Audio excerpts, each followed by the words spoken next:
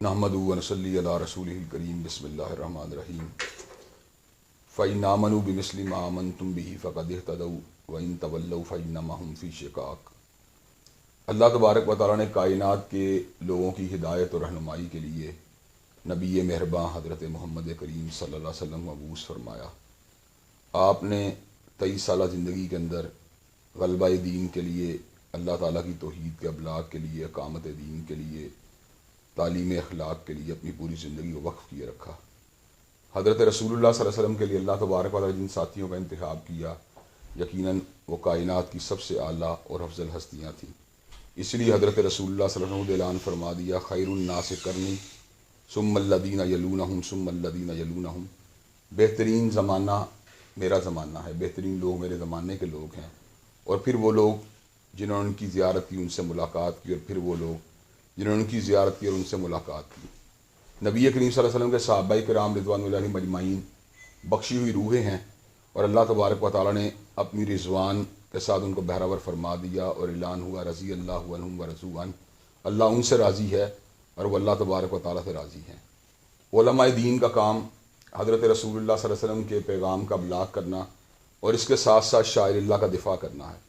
جب بھی کبھی کوئی ایسا واقعہ رونما ہوتا ہے جس کے نتیجے کے اندر معاشرے کے اندر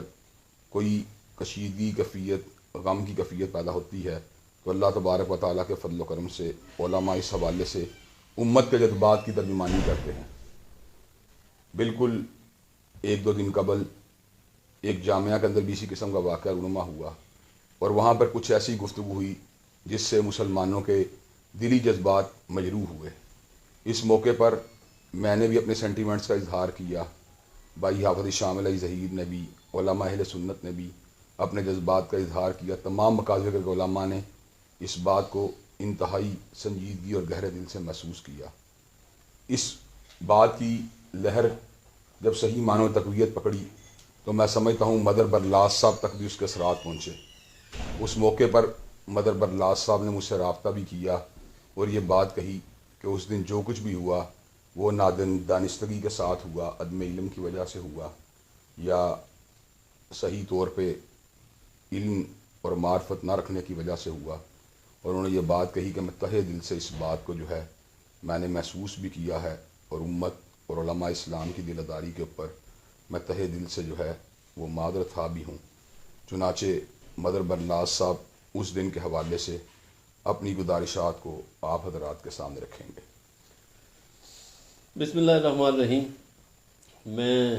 علامہ صاحب کی مہربانی ہے، انہوں نے میرے علم میں اضافہ فرمایا۔ میں اپنی کم علمی کی وجہ سے کچھ باتیں ایسی کہہ گیا، اور باقی جہاں تک دوسری باتیں جو منسوب کی جا رہی ہیں، میں صحابہ اکرام اور اہل بیت کا احترام کرتا ہوں، ان سے عشق کرتا ہوں، یہ دعا کرتا ہوں کہ مجھے ان کے راستے پہ چلنے کی توفیق عطا ہو، اور میں ان کا احترام کرتا ہوں۔ اس دن جو بات غزوہ احد کے حوالے سے ہوئی وہ میری غلطی ہے، میں جذبات میں کچھ اور باتیں کر رہا تھا تو یہ ایک بات نکل گئی، اس سے میں جتنے بھی میرے مسلمان بھائیوں کے دل دکھی ہوئے میں ان سے معذرت چاہتا ہوں، اور علامہ صاحب کا شکریہ ادا کرتا ہوں کہ انہوں نے میری اصلاح کی۔ آج غزوہ احد کے حوالے سے انہوں نے ایسی ایسی باتیں مجھے بتائیں، اور میں یقین کیجئے کہ پھر سے یہ بات کر رہا ہوں کہ جو لوگ نبی پاک صلی اللہ علیہ وسلم کے ساتھ قدم سے قدم ملا کے چلے، ان کی تو شان ہی بیان سے باہر ہے۔ تو میں تصور بھی نہیں کر سکتا، سوچ بھی نہیں سکتا کہ میں صحابہ اکرام کی یا اہل بیت کی کوئی گستاخی کر سکوں، کوئی لفظ ایسا ادا کر سکوں جو ان کی شان میں کمی کا باعث ہو۔ تو میں اس اپنے جو میرے جملے میری زبان سے نکلے وہ جذبات میں تھے، میں معذرت چاہتا ہوں، مجھے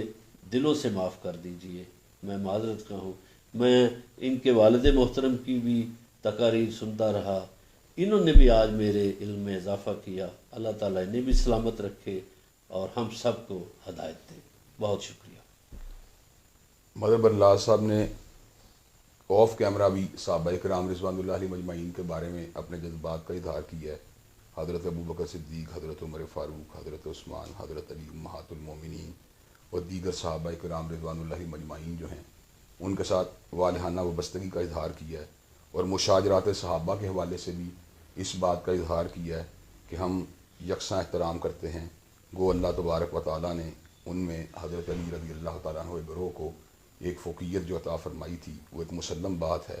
لیکن اس کے ساتھ ساتھ ہم جمیع صحابہ کرام رضوان اللہ علیہم اجمعین کا احترام کرتے ہیں۔ میں نے اس حوالے سے معاویہ طارق بھائی، حافظ عبدالکریم صاحب اور دیگر دوست احباب حافظ شامل عیدئی، ڈاکٹر عبید الرحمن محسن، ڈاکٹر سمیع اللہ زبیری اور دیگر احباب کے ساتھ جو تھا وہ میرا رابطہ رہا، اور تمام مسالک کے علماء نے اس حوالے جس تشویش کا اظہار کیا، میں ان کا شکریہ ادا کرتا ہوں۔ اور میں اس بات کے اوپر جو ہے دوبارہ مدر برلاس صاحب کے سامنے اس بات کرنا چاہتا ہوں کہ صحابہ کرام رضوان اللہ علیہم اجمعین کے ساتھ کسی بھی مسلمان کو وابستگی، پیار، عقیدت اور محبت کا جو تعلق ہے،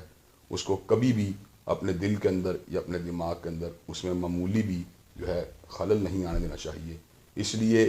کہ متبع ہونے کے اعتبار سے، قائد اور رہنما ہونے کے اعتبار سے سب سے اعلیٰ ہستی حضرت رسول اللہ صلی اللہ علیہ وسلم کی ہستی ہے، اور اتباع کرنے والے گروہ کے اعتبار سے سب سے اعلیٰ گروہ صحابہ کرام رضوان اللہ علیہم اجمعین کا گروہ ہے۔ اللہ تبارک و تعالی ہم سب کو صحابہ کرام رضوان اللہ علیہم اجمعین کا ادب، احترام، عقیدت و بستگی کی توفیق عطا فرمائے، اور ہمیں حضرت صدیق کی صداقت، حضرت فاروق کی عدالت، حضرت عثمان کی صحابت، حضرت علی المرتضیٰ کی شجاعت، اور حسنین کریمین کے انداز و اطوار، اور امہات المومنین کے پیغام حیا اور عفت و عصمت، اور بنات النبی الطاہرات کے عظیم مقام اور ان کے جو ہے